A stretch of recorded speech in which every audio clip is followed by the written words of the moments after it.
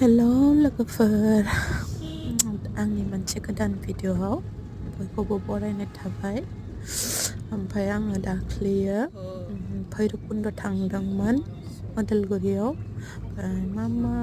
जायगा होनोथाय बेखिनिखौ जायखिजाया आं थांबाय थानाय समाव भिडिअ खालामदोंमोन बेखौ एसे क्लिप आं होनाय जाबाय इउटुबाव रङाजुलि ना मा बिदि मोनहैदोंमोन बेनिफ्रायनो बेयो जों मोनफैबायमोन आरोना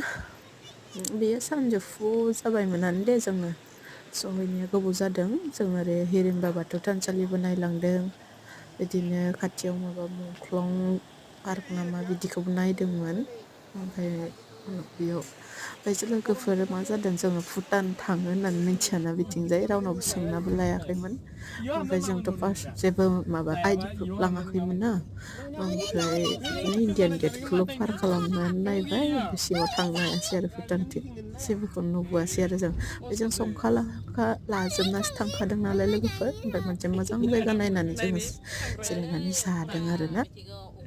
ओमफ्राय गथ'फोरा बिदिनो आइसक्रिम थाइसक्रिम मोनजायैनि बोर लाजोब्बाय आरो एसेनोसै